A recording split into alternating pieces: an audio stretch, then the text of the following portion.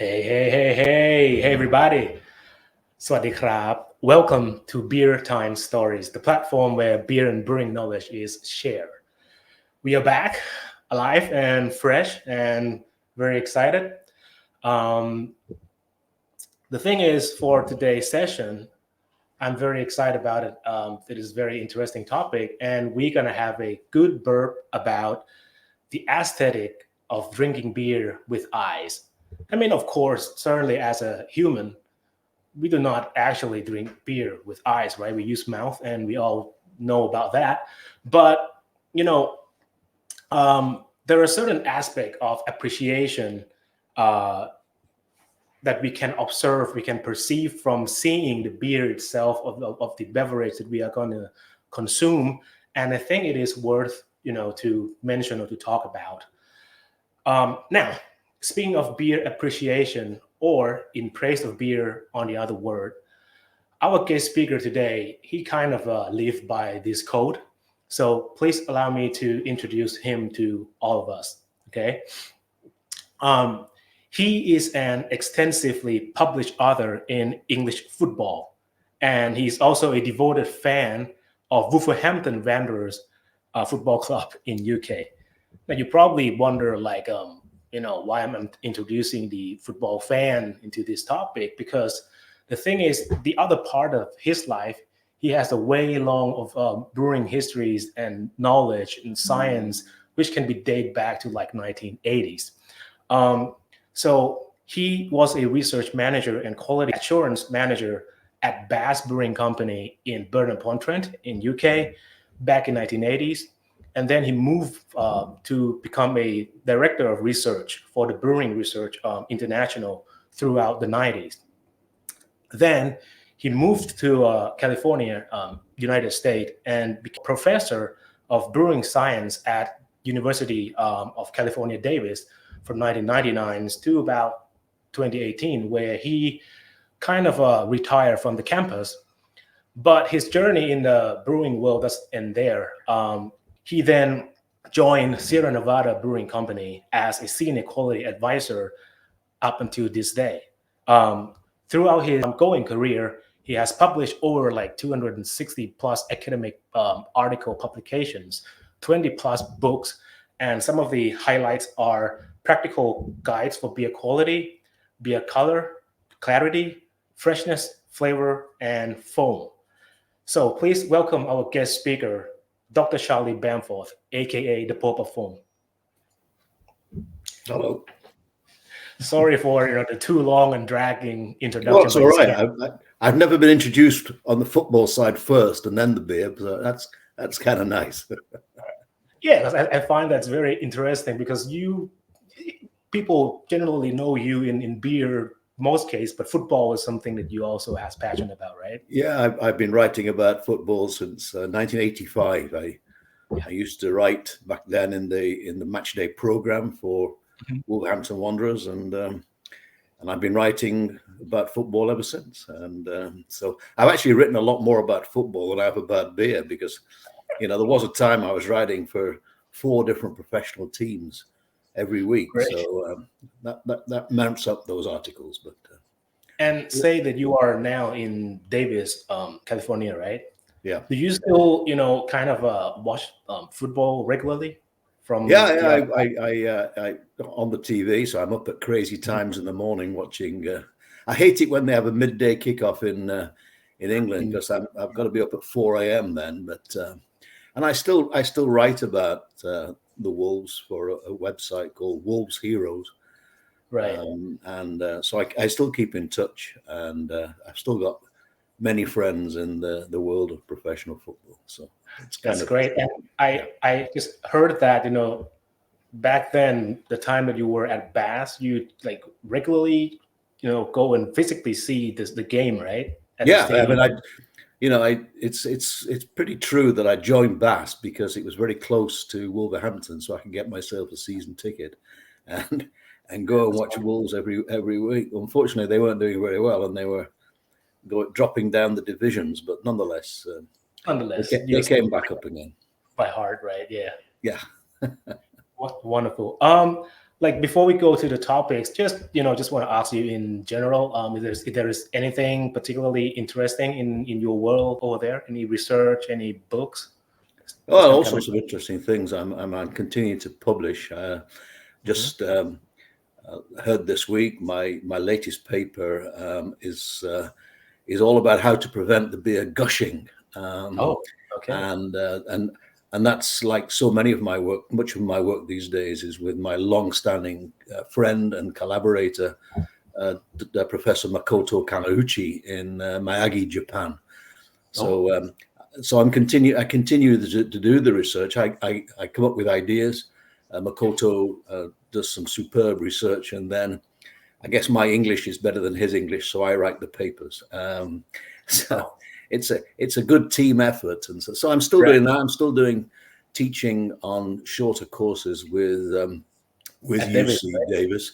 Indeed, a lot of it these days is online, and we've actually got a student in the class from Vietnam at the moment. I don't think we have anybody from Thailand at the moment in the course, but we have students all over the world doing the brewing classes. So that's good. And I'm not sure if your readers or listeners know about some of the online classes, but Coursera, I have several classes and courses on the Coursera platform, including one on phone and so on. So yeah, I'm still busy, and of course, very much enjoying working alongside my friend Ken Grossman at Sierra Nevada and advising them. I think that would be a very quite interesting job, and exciting job, challenging job working for Sierra Nevada. And if it keep you busy, keep you happy, then it's all great. Yeah, keeps me out of mischief. That's right. That's right. Yeah, I mean, for the Davis, I mean, I bet that might be some Thai student. I'm not sure, but I kind of wanted to do that, but I took other route to Siebel instead. But for a short course. But I'll forgive you. I'll forgive you one day. No, Siebel have got a long and a proud history of training people for the brewing industry, so that's fine. I guess we are competitors in a way, but we have slightly different products. And of course, at UC Davis, we have the very prestigious university underpinning all that we do. So we're very proud of our academic credentials. Okay, I have to find a way to become one of your alumni then. Let's see. We'll look forward to finding a way. Thank you. Okay, just before we cut the ribbon, I just want to make one clarification that you are always working with professional brewing scene, right? You have never been a home brewer before. No, the thing I always say at this point is people say to me, "Do you brew at home?" And I say no. And if I was a brain surgeon, I wouldn't go home and operate on my wife. So I'll leave the day job. Keep it there, safe and operate. Yeah, I prefer to drink other people's beer rather than worry about my own. So no, I've never been a home brewer. I admire people who strive to brew their own beer, and long may they do that, and long may we educate them. But it's not me. That's the way I get away from the day job is to write about football. So that's that. Right. I wouldn't be escaping if I was, brewing as well as pontificating about beer as well. Okay, got you. But throughout your publication, article, books, it kind of help people in both worlds. So have to. I hope so. Yeah, definitely. All right. Now, great. Let's talk about drinking beer, which is the second base thing I can do now, besides from actual drinking, because it's too early here. Okay, to the topic, Charlie. I think in general, just based on your opinion, like how should the beer be presented or served? Well, it should be presented in a glass, first and foremost, which, living in the United States is not always what we see. There's too many people over here that are drinking the beer straight out of the bottle or straight out of the can. And the ironic thing is, I've put so much of my life over 45, 46 years into the appearance of beer. And, people don't even look at it. They just pour it, drink it straight out of the container. I find that quite disturbing. But I guess that's how many of them over here in the States have learned how to drink their beer. And it disappoints me. So beer needs to be dispensed into a glass. It needs to be dispensed into a clean glass. And it needs to have the best opportunity in that glass to present itself and to show all its qualities. And of course, there are many different appearances of beer. People often say to me, what's the right glass for the right beer? And I always say it's the one that's not got the wrong name on it. So even in this country, I'm not sure it's the same where you are, but too often you go into a bar and you ask for, you ask for a Guinness or something, and they put it into a glass that says Budweiser on it, and it's patently obvious it's not Budweiser, and vice versa. So people say, well, should you have this shaped glass or that shaped glass? And it's charming and it's nice to it's all about building the image of beer. But the bottom line is really the important thing is not the shape of the glass, but it's the cleanliness of the glass and no distractions. The wrong, things like the wrong name on it, and so but if you go into a restaurant or something. And of course, they make such a fuss out of presenting the wine, and pouring the wine and all that theatre. Well, I think beer deserves that and more besides, because there's a lot more things going on when you pour a beer out. I jokingly say, when you pour a wine out, you got this sort of insipid-looking liquid, whether it's red or white or perhaps a few bubbles. But with beer, you got so many different colors and foam and the clarity. So there's a lot more theatre in beer. And I wish people would take advantage of that more. Right. So glass is the preferred choice, like what you said. And it's kind of the clean glass, proper one that does not distract people. And you can appreciate what is in the glass itself. Right. And I understand, I get it that, there's, you go to a country like Belgium and there's many different beers, wonderful range of beers. And of course, they've all got their individual glass. And I was at a friend's house once in Antwerp and he said to me, would you like a beer? Which is a fairly strange question. I said, yes, I'd like a beer. And he said, well, and he went away. And 10 minutes later, I said, Guido, where's my beer? And he said, I'm trying to find the glass. And he's in his own house, and he's looking for the specific glass which was branded for that particular beer. And that is reverence for beer, and that's so special. Now, whether the actual shape of the glass really materially influences the actual flavor, for example, but it's the shape and the branding is associated with that beer. So I like that concept. I think it's important that people respect the beer and really present the branding, and the glass helps in that. But like I say to people, it's the glass is one thing, but it's got to be a clean glass as well. It's got to be a clean glass. Definitely, I'm on the same camp, on the same boat as yours. Right, and we speaking about the appreciation, right? And I came across one of your cool author articles.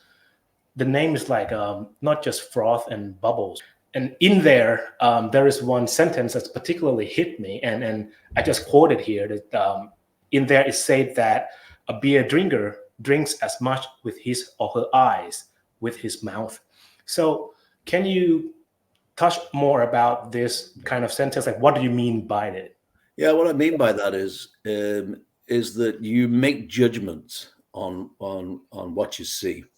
So, throughout the drinking experience, so you start making decisions about a beer even before you've opened the bottle or the can. You sort of look at the label. Is it attractive? Is it appealing? Does it look bizarre in some way? It doesn't match the product. If you've got a dented can or you've got a ripped label or a scuffed bottle, it doesn't look as appealing as a new really good quality package. So you've started making those decisions, or you might even have made some decisions based on where it says the beer was brewed. There are many people on this planet who don't like the very big brewing companies, and quite unfair about it. And they decided that, the big brewing companies are not going to give them products they like, which is a bit bizarre. But they'll look for the name of the city that's associated with those big companies. And if they see it, they might decide, well, I'm not going to buy that, or I'm not going to enjoy that.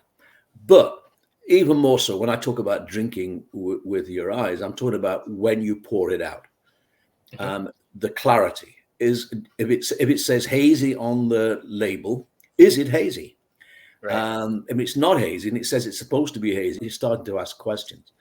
The color. We did a lot of work years ago when I was at Bass, and we actually added a flavorless dye and made our mainstream lager, pale lager beer, look like an ale. Okay. And we presented it to people, and there was no flavor change. And we showed there was no flavor change. When people looked at the darker color, they started saying, well, it tastes like this and it tastes like that. It tastes exactly the same as the uncolored up lager. But because it looked darker, people were saying, well, it tastes like an ale now. And it just didn't. And of course, the area I've done most work on, the foam. And, when I was at Bass, and since then, we've shown so many times that if you pour a beer out with a foam and a good quality, stable head, people will say it's better. They believe it's fresher. They believe it's going to taste better, even before they taste it. And you show them photographs. The ones with the better foams, those are the ones that will be preferred. Back in the day at Bass, we used to do consumer trials. Maybe we would make a modification to a product, and we'd serve people the beer, two different beers. If we made the mistake of pouring one of those with a better head than the other, the winner was always the one with the better head, irrespective of anything else we did. It was always the one with the better foam was judged to be the best. And years ago, as you said in the introduction, I used to be a quality manager with Bass. Yes. And I can tell you that people, the first thing they would complain about was the foam. If the head wasn't to their expectation in the pub, then they would complain. And also, I can tell you that 99% of the time, the problem was not the beer; it was the way it was poured out and the glass, and those things. So the appearance of the beer, whether it's the color, the clarity, the foam, all of those are going to indirectly influence how you're going to perceive that flavor. Right. And it's so important to get it right. Yeah, so it's like when you go to the pub, the bar, or you just go buy the beer itself. First thing you look at the package and read the descriptions, what's been praised about it, right? Yeah. And if you are not actually see it by pouring it to the glass, you will not even have any idea how to evaluate those description in the first place. Right. Yeah. Right. And like I said earlier, that if you don't pour it into a glass, then you're denying yourself so much of the excellence. It would be like saying, well, I'm gonna go to a restaurant and have a really fine meal served with, and of course you expect it to look good. You don't expect it all to be thrown on the plate. You expect it to look good, and you savor the whole experience. So and of course you never go into a restaurant and get a bottle of wine and start swigging the wine straight out the bottle. So why ever people think they can do that with beer, I find bizarre. But having said about drinking with your eyes, one of my former students, a wonderful chap called Hobie Wedler, and he was blind from birth. He's never ever seen anything. He was born blind, and he took my classes, and he would ask me questions like, well, you talk a lot about foam.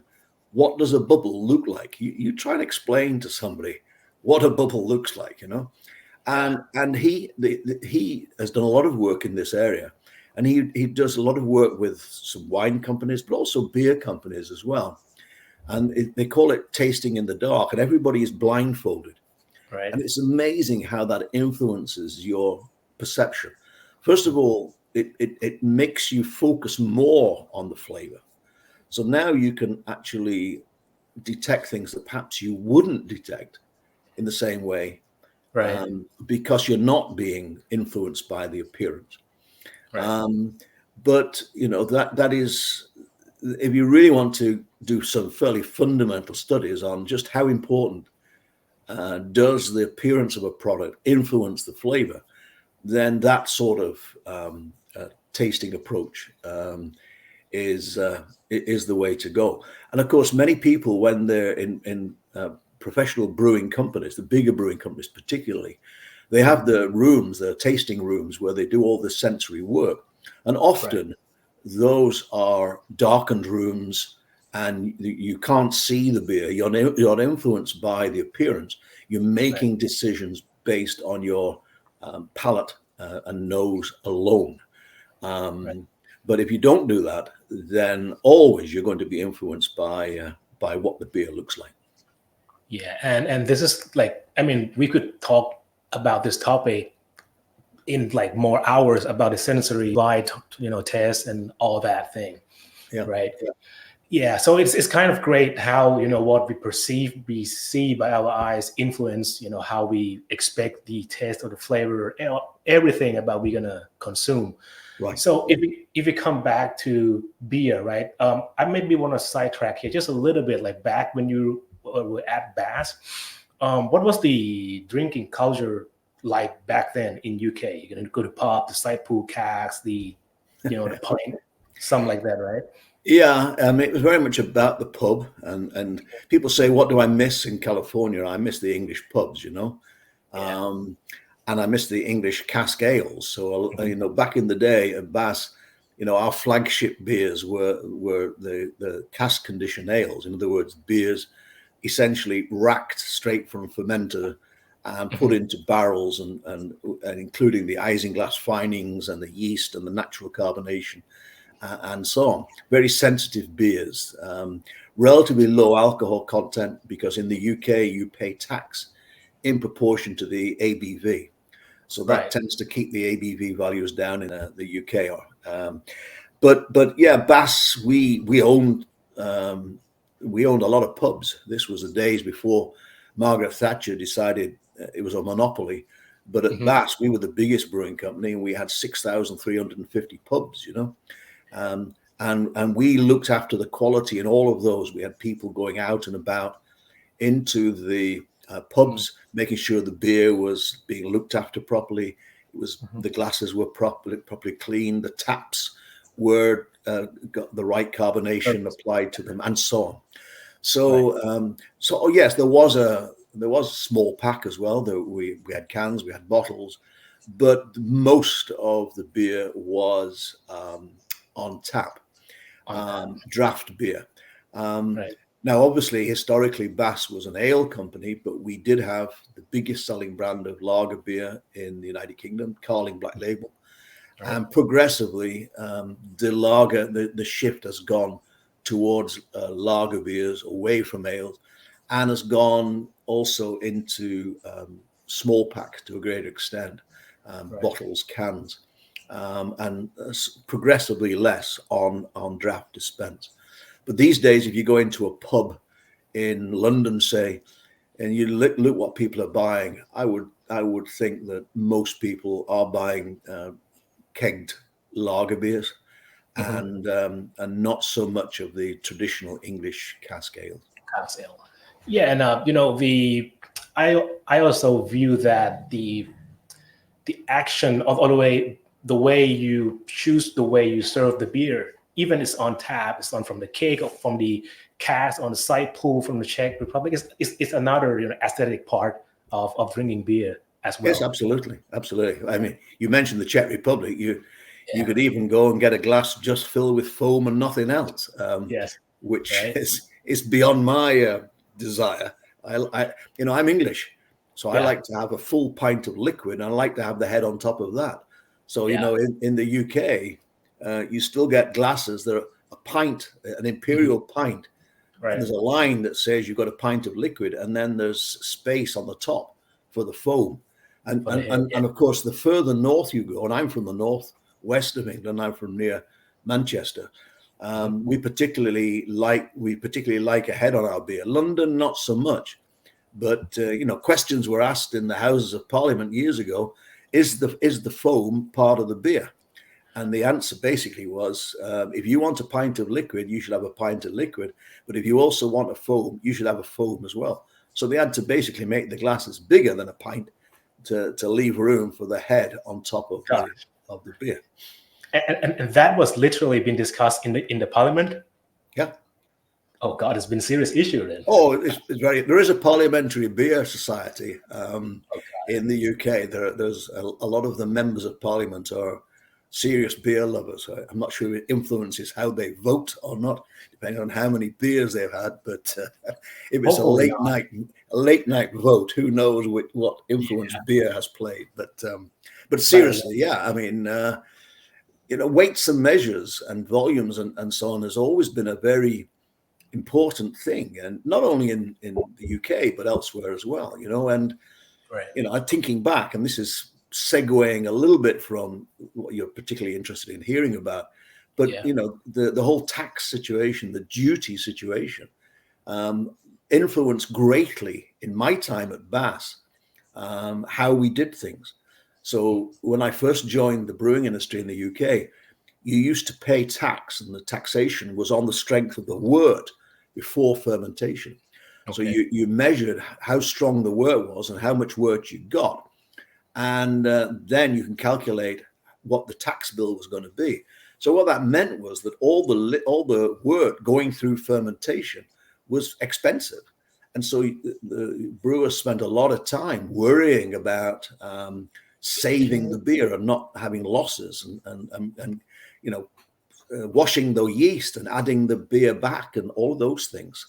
So it's a little bit far away from what we're talking about today, but in terms of the law and the rules and regulations and paying tax and all of these things, the powers that be, the authorities, have always been very interested in beer and other alcoholic beverages.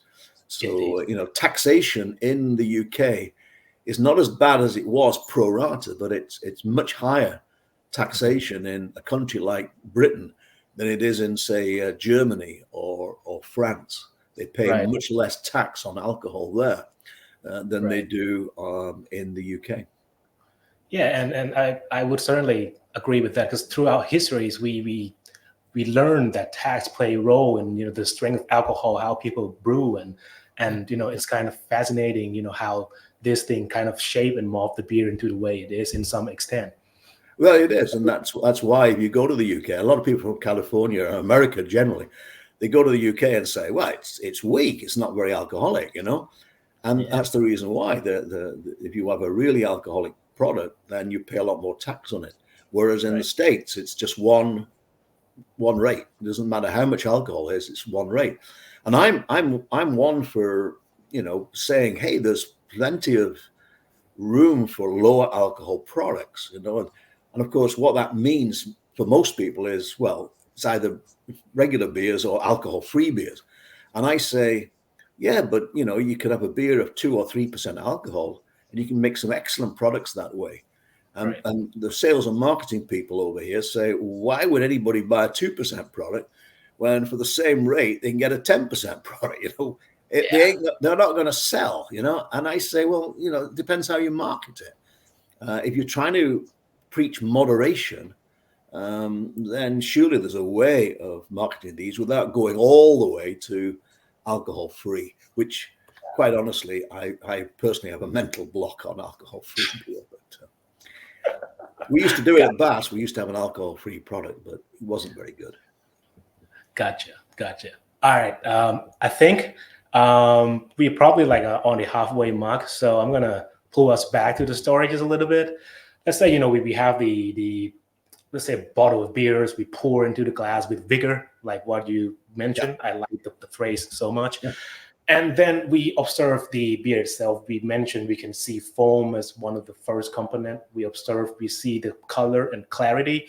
So when we look into, this beautiful glass of beer, right? So Charlie, how much does this foam clarities and color related to the brewing process itself, or it's just like a sheer dumb luck for brewers to produce this wonderful thing?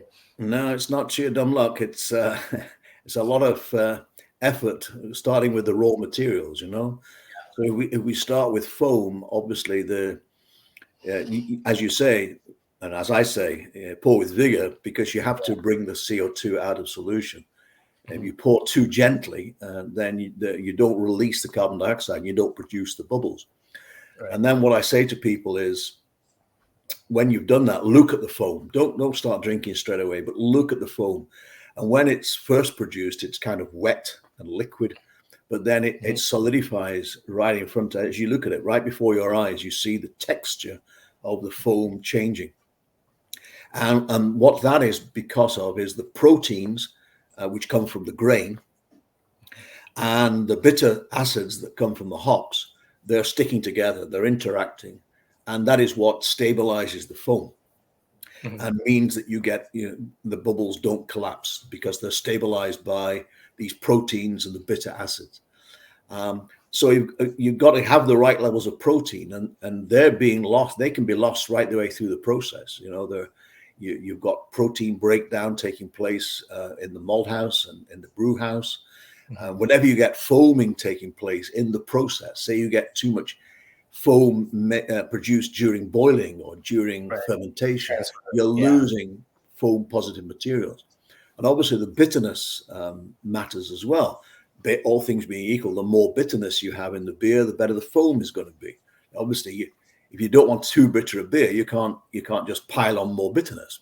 But it's very important, and that's why the more bitter beers do tend to have more solid, stable foams than the lower bitterness products. So all of these things matter. And on the other hand, you have materials which get into the foam and damage it, and they cause the foam to collapse. These include the alcohol itself. So the number one foam negative material in beer is actually alcohol.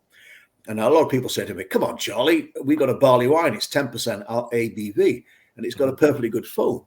And I say, yeah, because it's all malt. It's got a lot of protein. It's got a lot of bitterness.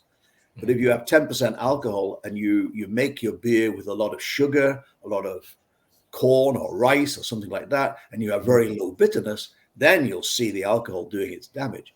But also, lipids, fats, oils coming through the process, but also introduced in the finished pouring, final pouring, they're going to damage the foam. So that's why if you have any detergent left behind in your glass and it's not rinsed away, it's a problem. If you wash your glasses alongside plates and food and grease and oils and fats, they will stick on the glass and they will kill the foam. So, just those things are going to have a big effect. And of course, the actual gas content is important as well. So it was Guinness that pioneered years ago the use of nitrogen gas to stabilize the foam, because nitrogen doesn't go from bubble to bubble.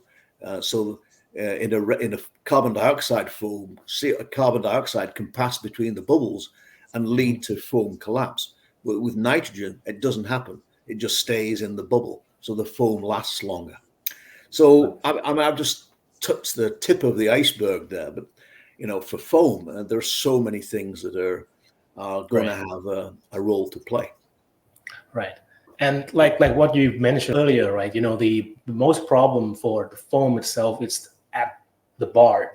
How they prepare the glass, the serving techniques, the cleaning stuff, right? But because the brewing parts, yes, you do have a lot of foam positive and foam negative materials, and you try to promote the one that is positive more than the negative, so you can preserve the foam to be in the glass, right? Yeah. So you can always tell if you go to a bar and you look, and they pour the beer in the glass, and you look at the sides of the glass. You haven't started drinking it yet, but if you look at the sides of the glass, and you have these big ugly bubbles, not the foam, but the ugly bubbles sticking to the side of the glass wall on the inside, that is a greasy glass. That is an improperly washed glass. And you know, at least 50% of the time when I go into a bar in this city here and this state and across America, 50% of the time, at least, that's what I see. They're not washing the glasses properly. And it's a crime. It's absolutely a crime. So, I mean, back in the day at Bass, as I say, we owned our own pubs. We would go into the pubs and we would show them how to wash the glasses properly. So it's that attention to detail. And in so much when it comes to beer quality, you've got to start with the end point. You've got to look at how the beer is being stored, how the beer is being poured, and what it's being poured into. You've got to get all that right. Otherwise, you're just wasting the efforts of the brewer. Yeah. And if you talk about beverage, like beer, wine, fizzy soda, it seems like for beer itself, you're going to have this kind of good, stable foam than wine and, sparkling water, because of the composition of what is in the raw material itself is the one that promote this kind of foam stability, right? Like a good head, right? Right. Can you just touch a little bit about like what makes beer foam? Like, can I just pull one photo up and then we can just go through it? Just quick one. Yeah, do that. Yeah, please. So carbon dioxide is obviously the thing that produces the foam, but when you make the bubble, you have the proteins that go into the bubble wall. And we did a lot of work showing that it's the more hydrophobic they are, the more water hating they are, that hydrophobicity will carry them into the bubble wall, drag them into the bubble wall. And there they interact with some other hydrophobic materials, the bitterness molecules, the so-called iso-alpha acids. And so you have this interaction taking place. And before your very eyes, it might take a minute or 2 minutes for this full solidification to take place. So the bubbles are held together in this way. Now, if you have something like a champagne or a cola or soda of some description, you just don't have those surface active materials. You don't have the proteins, you don't have the bitterness. So there's nothing there to hold the bubble wall together. If you make a bubble, make lots and lots of bubbles, and you pour out a glass of beer, you've got thousands and thousands of bubbles being produced. And that's a big surface area. That is exactly opposite of the force of surface tension. Surface tension, the liquid, the water, wants to contract on itself. It needs to have the smallest possible surface. So the bubbles just collapse unless you've got these surface active materials present, the proteins and the bitterness. Gotcha. And when we first poured the beer, right, you got the nucleation side, the CO2 release from the solution. Yeah. And it is adhered by this protein and the acids, and they just try to just keep the CO2 in shape, intact. Right. So it's the proteins and the bitterness which form a film, a skin, if you like, around the bubble and hold it together. So they stop the surface from disappearing. And they're not already associating one another. When you produce the foam, then that's when the proteins go into that bubble surface and the bitterness as well. But it takes a little bit of time for them to interact. So the production of the bubbles is nucleation. And the easiest way of doing it is just to pour with vigor. So pour with a degree of aggression. If you pour it ever so gently down the sides of the glass, you don't produce the bubbles. Now you can buy glasses. I'm not sure they're available in your country at the moment, but you can buy glasses that have got nucleation sites on the bottom of the glass. So there's like etching on the bottom of the glass. And if you look at the beer, you've got this stream of bubbles rising through the glass and going up and replenishing the foam all the time. Right. And we call that beading. And it's a very appealing thing. It shows that the beer has got life, if you like. So anything the more aggressive you are with your pouring, the more foam you're going to produce. Now, I'm not one for being so aggressive. The foam is cascading over the outside of the glass. That's gushing. You don't want too much, but you do need to be producing a goodly amount of foam by a good quality pour. Right. And then with time, you're going to witness that the foam going to start to collapse and clinch to the side of the glass, right? Yeah, well, so the other thing that's happening is when these proteins and the bitterness is interacting, stabilizing the foam. Now, when you start to drink the beer, bit at a time, right, you get the foam sticking onto the sides of the beer glass. That we call that lacing or cling. And so I'm fond of using the term cathedral windows, these beautiful, this beautiful foam making these beautiful patterns on the side of the glass. And that's it's a very attractive evidence that you've got a stable foam. Now, one thing I would say in passing is that the texture of that can differ depending on the bitterness material you use. If you're using sort of traditional hops, whether it's whole cone hops or whether you're using pellets, then you tend to have nice, fine lacing. It's a very nice pattern. But there are some hop products that tend to give you much more solid, lumpy foams. It can even look like iceberg floating on the top of the beer, and it doesn't look very appealing. So there are some hop products, extracts of hop materials, bitterness materials, that can give you some fairly unpleasant looking foam. So it's not only the stability, it's actually the appearance as well, the aesthetics, the texture of the foam. That also can differ. So you might have a very stable foam, but it might be an ugly foam, So you've got to get it all right. Not asking much. Just make it right? Yeah, just make it right. Let's do it. Just make it right. There is another aspect that you've already touched a little bit, which is from the famous Guinness about the use of the nitrogen, right? I'm going to pull another photo up. It's just like the comparison of beer foam from, the CO2 and the N2, and then we're going to go through it just a little bit. Yeah, so we've got the CO2 on the left. Now, you're always going to have much more carbon dioxide than you will nitrogen, because nitrogen is not very soluble. So you might have maybe 5 grams per kilogram of carbon dioxide. You might have only 50 milligrams per kilogram or liter of nitrogen, because it's not very soluble. But that's still a lot of nitrogen molecules. It's still millions and millions and millions of individual molecules. And what happens is if you have bubbles next to one another in the foam, which you will have, if they've got a slightly different size, if you've got bigger bubbles and smaller bubbles, then the carbon dioxide will easily pass from the small bubble into the big bubble, and you get half as many bubbles. But nitrogen can't make that journey. It just stays in the bubble. And so what you get is much less collapse of the foam. And also you get much smaller bubbles, and they will give you a more stable foam and also give you a more appealing foam. It's prettier. It's a prettier foam. There is a downside to nitrogen.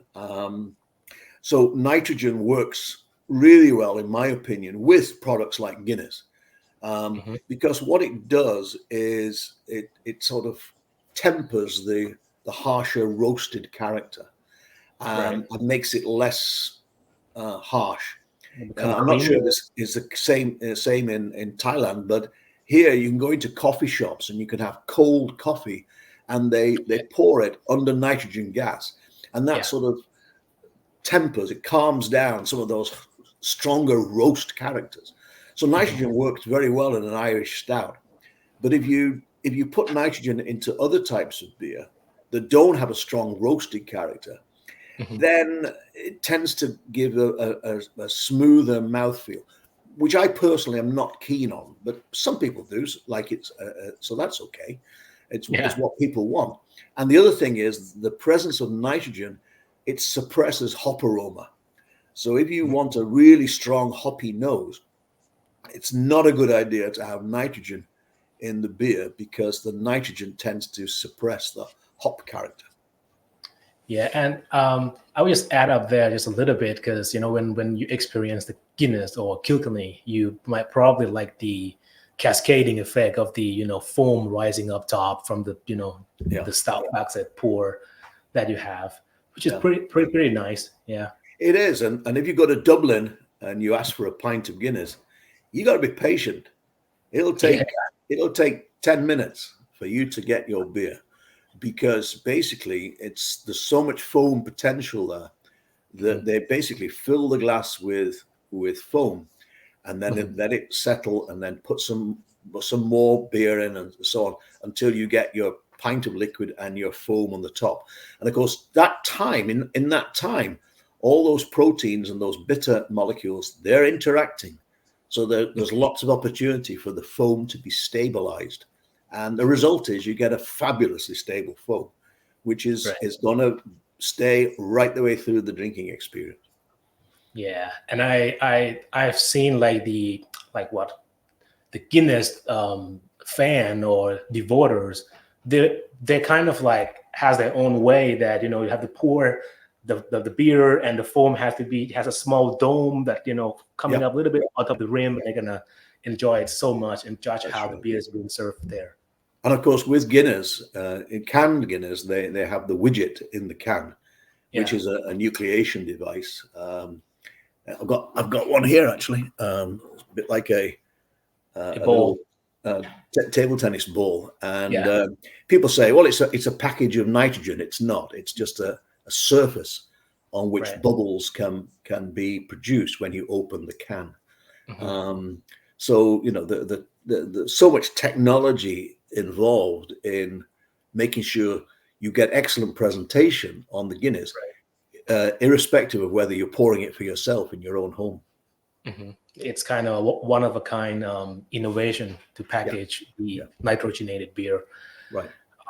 All right. So foam is if it's being presented right, it is going to enhance your desire to have the beer. And another aspect that we're going to move on is about the clarity. So definitely in the glass, you're going to see how clear or unclear the beer is. So, probably this one, Charlie, I'm going to ask you to talk science a bit more. So what makes beer unclear in the first place? Well, different things. Obviously, one thing is the yeast itself. If you have some yeast left behind, then that is going to be in suspension. Most of the hazy beers on this planet are not. That haze is not due to yeast. There are lots of other things that are, basically relatively insoluble, and are going to give you particles in the product. The most studies over the years have been proteins and polyphenols, the tannins, which interact to give you haze. But there are other things as well, so cell wall materials that come from the grain, things like the beta-glucans and the pentosans or rabinoxylans. You can have oxalic acid. You can have starch. So anything that is relatively insoluble, that will give you turbidity. And when I was at Bass and research manager at Bass, if I had suggested, hey, let's make a hazy beer, I'd have been out of a job. At Bass, it was all about making sure the beer was not hazy. And whether it was draft beer or beer in small pack, make sure it is not hazy. It's these days, many people are striving to have a consistently stable haze.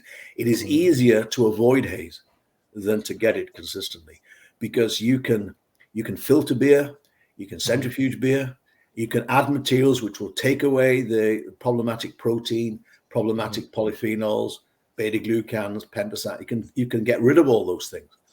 But if you want to have a consistently stable haze, and the golden rule for any aspect of quality is consistency.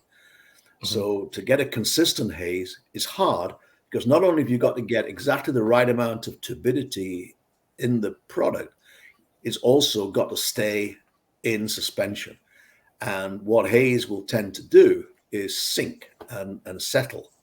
And then it's a problem, because if it's in say a can, and when you pour it out, if you pour it out without enough turbulence, then you're going to leave the haze behind in the can. And if it's on tap, if it's in a keg, then you're serving.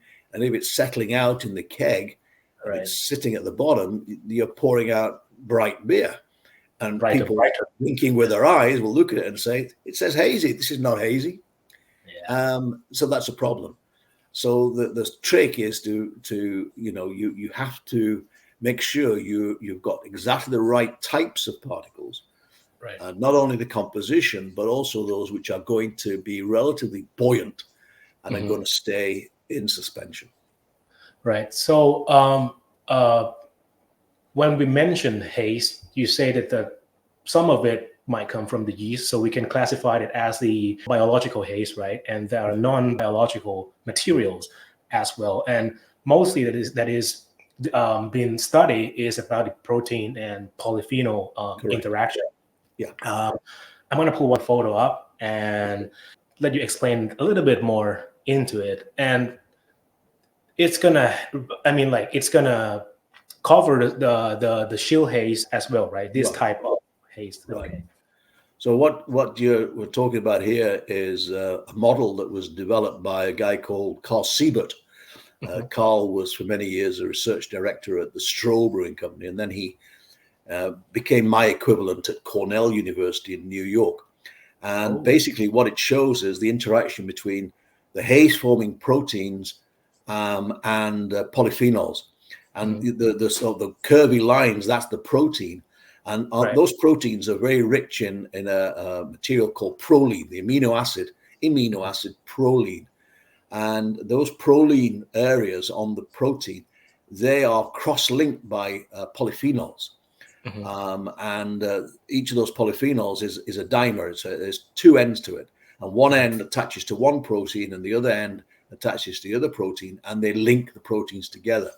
But that happens particularly if you cool it down, if you chill things down, such that the proteins have a better chance of sticking together with the polyphenols, and you produce chill haze.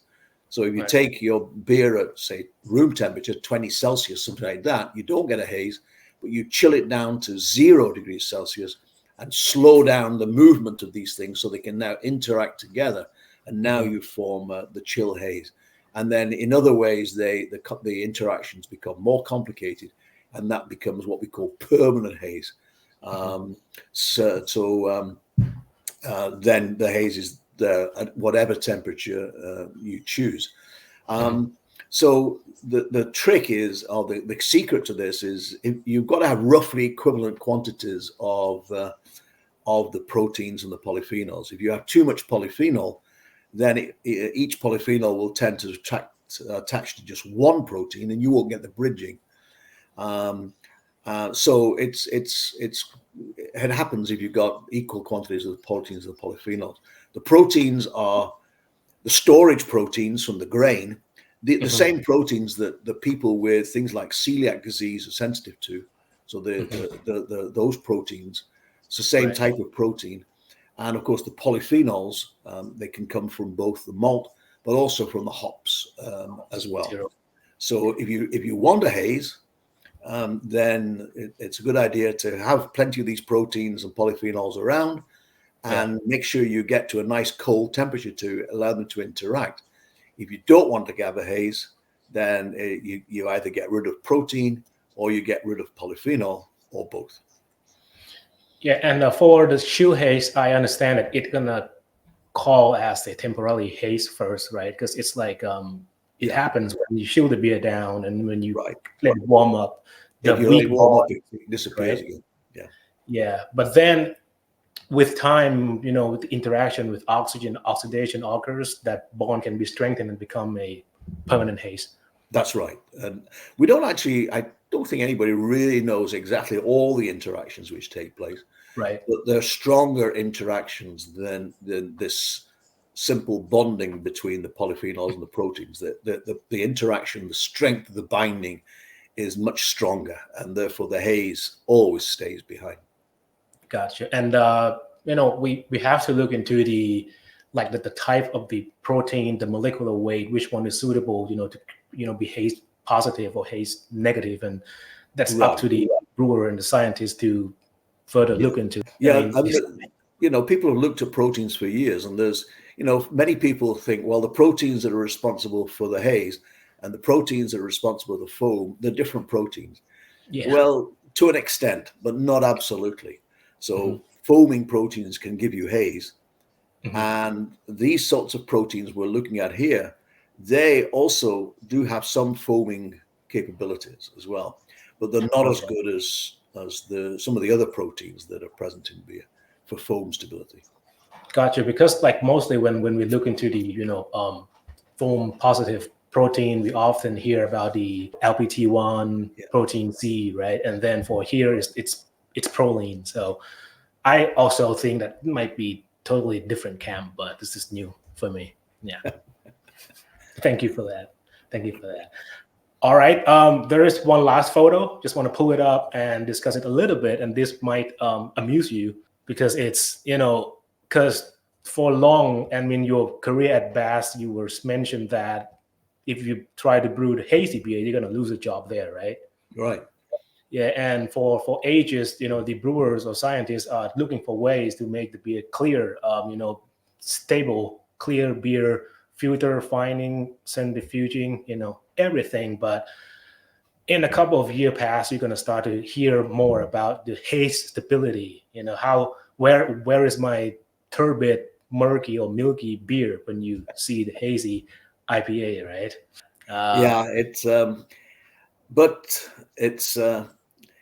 It's something I've come to terms with, because at Sierra Nevada, for example, we have some wonderful hazy beers, and they are fantastic flavors. These beautiful hoppy characters. My personal preference is for a bright beer, but the hazy beers, they sell, and and the chances are, if you look in my refrigerator, this is what you'll see, because I just love the flavors. Yeah. But my personal preference, and I've been around a long time, is for my beer to look bright. But you can't argue with the success of this product. But I say again, the most important thing for any beer is you should be consistent. So every time you should have exactly the same appearance and the same flavor, and that's the secret. And if it's a hazy product, so be it. But make sure it's got the same degree of haze every time. Right, because you just have to find a way to make your beer has good haze stabilities, throughout the sourcing of raw materials, brewing process, the way you package, and everything, right? Yeah, and I said this to my class only today that I'm sorry, but the one issue I cannot talk about is the trade secrets about how the company I'm associated with achieves consistently hazy beer, because it's still a journey. It's a journey that many people are on, and there are things you can read in the literature and on the web and so on, and the answers are out there, but one thing I'm not able to allowed to say to you is, well, this is exactly how we do it. Understood. It is all I can tell you is we've made a lot of progress. Yeah, and I mean, if you look into probably in German Hefeweizen beer in the package, some of them gonna have an instruction to swirl the bottles or the can or flip it a little bit before you pour, because of the sedimentation that you have mentioned, right? Yeah. All I would say is that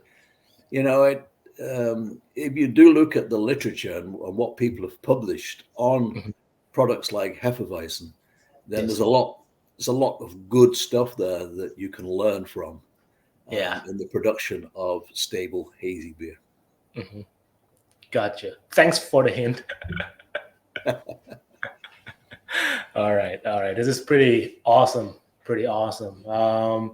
I think we went through this hour session talking about the aesthetic part of drinking beer with ice, and certainly it's still, in my opinion, one of the proof that pouring the beer in the glass is very important. You can appreciate it as much as as you want it.